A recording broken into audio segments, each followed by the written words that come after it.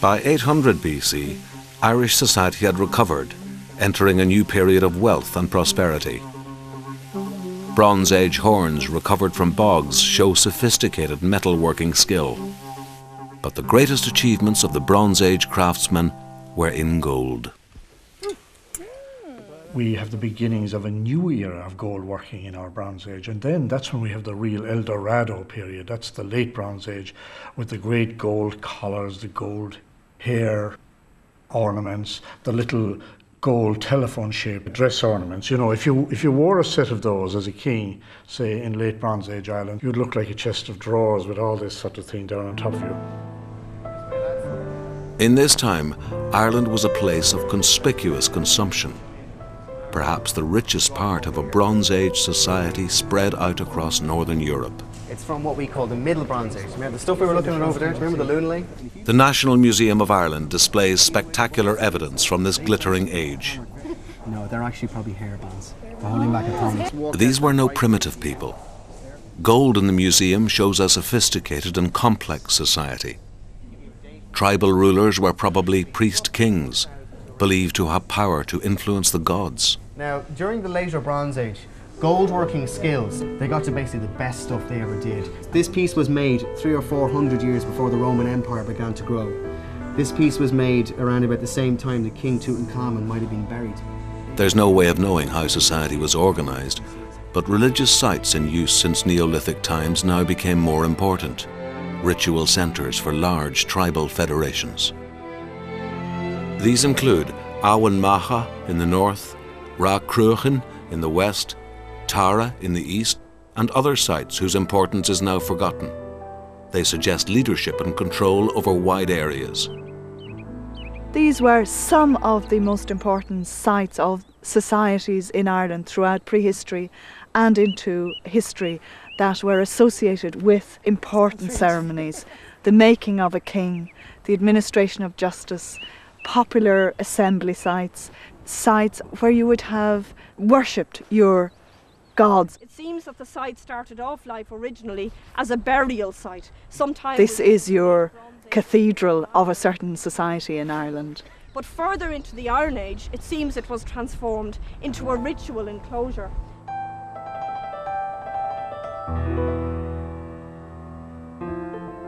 Tara-Skryne was the ritual site of the kings and queens of Connacht. Archaeologists Joe Fenwick and Conor Newman from the National University of Ireland in Galway used geophysical surveying equipment to uncover the secrets of the ancient centre. Okay, that's fine. You're looking at a cult centre which was used for burial and for the gathering of tribes or the tribe during particular occasions of the year.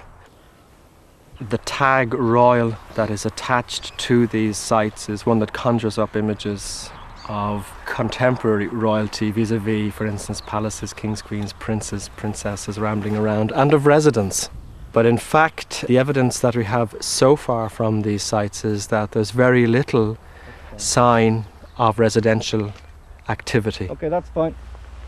It's a bit like fishing in a way. It can be quite hours of boredom in effect, and then hopefully you'll catch a big fish at the end of the day. It's the same equipment used to find wrecks at sea. Magnetic imaging to build up pictures of whatever lies hidden underground. 90 and 87 again. Just below your feet, just below the grass surface. Literally within the first 10 centimetres, the archaeology begins. And we know, even though it had been said at some stage that this particular mound was natural, we now know for a fact that it's very much artificial in construction. We've picked up all sorts of unusual structures within the core of the monument.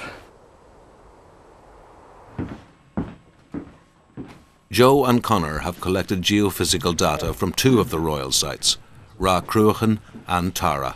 If you look at, for instance, the recent geophysics on Tara, just come up for a second up the screen, it allows you to view the archaeology in a completely different way. You're actually seeing features below the ground surface which may not have been seen for thousands of years. This gives you an entirely different insight into what may have actually been there in the past.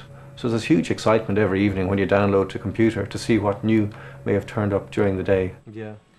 Now, And the most exciting find is the base of a great circular monument at Tara, like Stonehenge in Britain, but made of wood. as we saw, you've got this freestanding timber circle, 300 odd post holes, and so in effect you're felling around 300 trees to erect this monument. They're transferring a sacred forest from its ordinary location to the sacred ground of the hill of Tara.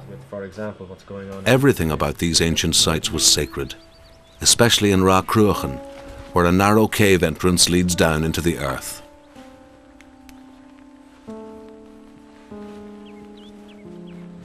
This extraordinarily uncomfortable hole in the ground is one of the most extraordinary places in the Tara-Skryne complex. It's an entrance to the other world, and not many people have the privilege of going to the other world and hopefully returning safely.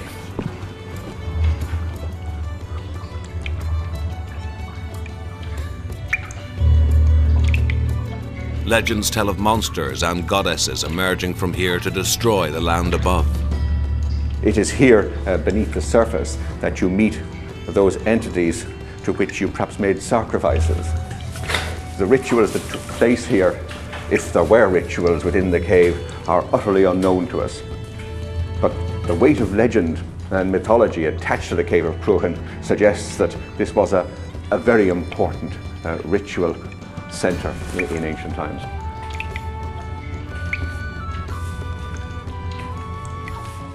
From an archaeological point of view, we find ourselves reaching a point very rapidly where we run out of things to say that are descriptive.